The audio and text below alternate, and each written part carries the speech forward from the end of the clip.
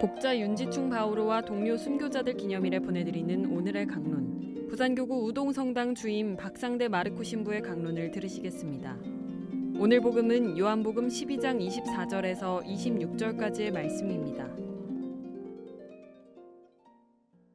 그때에 예수님께서 제자들에게 말씀하셨다. 내가 진실로 진실로 너희에게 말한다. 밀알 하나가 땅에 떨어져 죽지 않으면 한 알 그대로 남고 죽으면 많은 열매를 맺는다. 자기 목숨을 사랑하는 사람은 목숨을 잃을 것이고 이 세상에서 자기 목숨을 미워하는 사람은 영원한 생명에 이르도록 목숨을 간직할 것이다. 누구든지 나를 섬기려면 나를 따라야 한다. 내가 있는 곳에 나를 섬기는 사람도 함께 있을 것이다. 누구든지 나를 섬기면 아버지께서 그를 존중해 주실 것이다. 사랑하는 부산 가톨릭 평화방송 애청자 여러분 반갑습니다. 여러분은 지난 2014년 8월 14일 서울 광화문 광장에서 있었던 일을 기억하시는지요? 그날 한국에 오셨던 프란치스코 교황님께서는 10옥 미사를 통하여 한국의 순교자들 가운데 124명을 뽑아 복자로 선포하셨습니다. 그분들은 1791년 시내 박해 때 순교한 윤지충 바오로를 비롯하여 1801년 신유 박해 때 순교한 주문모 야고보 중국 선교사 신부를 포함하여 1888년 병인 박해 때 순교한 윤복문 요셉에 이르는 124의 순교 복자들입니다. 오늘 5월 29일은 우리 한국 교회의 자랑스러운 이분 복자들 윤지충 바오로와 123위의 동료 순교자 복자들을 기념하는 날입니다. 이분들은 103위 성인에 포함되지는 않지만 그동안 각 지역에서 현양되었던 한국 천주교회의 초기 순교자들입니다. 이런 이야기가 있습니다. 어느 인류 회사의 입사 시험에 다음과 같은 문제가 나왔습니다. 당신은 번개와 천둥을 동반한 폭풍우가 몰아치는 밤길에 아주 조심스럽게 운전을 하고 있었습니다.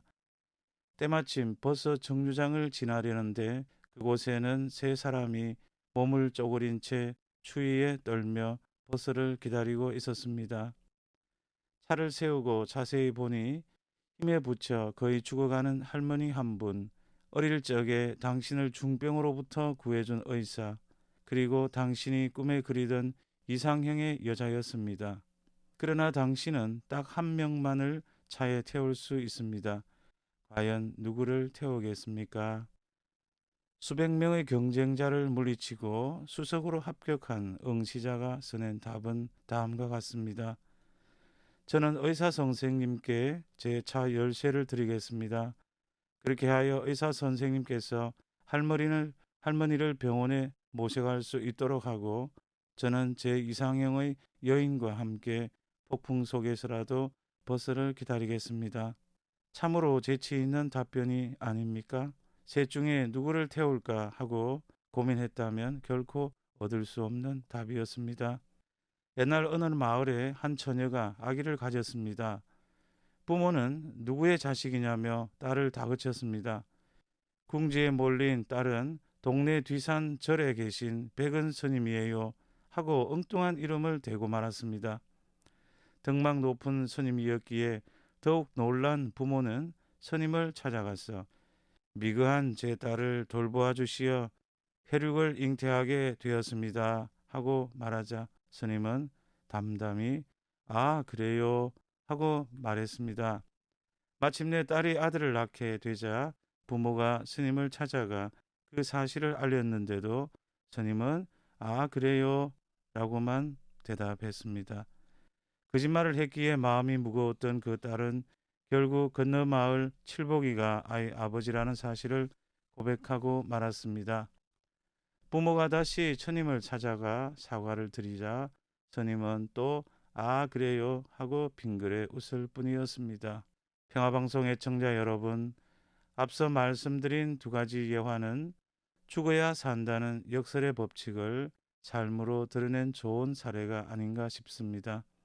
예수님께서는 죽음을 목전에 두고 공생활 전체를 아우르는 마지막 가르침으로 이렇게 말씀하셨습니다.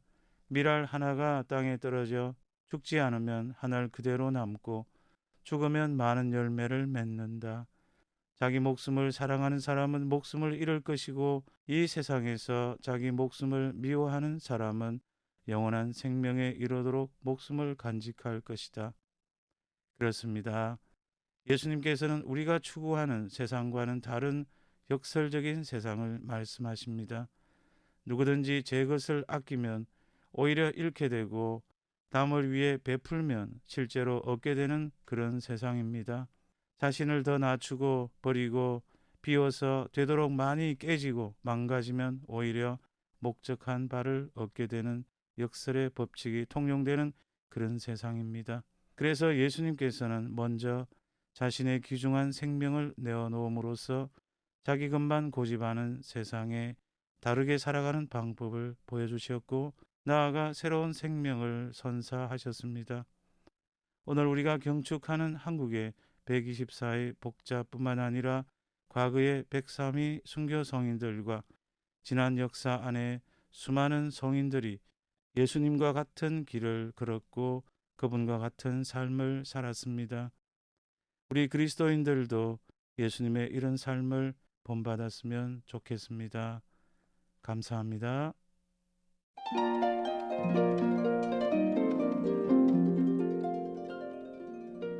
지금까지 부산교구 우동성당 주임 박상대 마르쿠 신부의 강론을 들으셨습니다.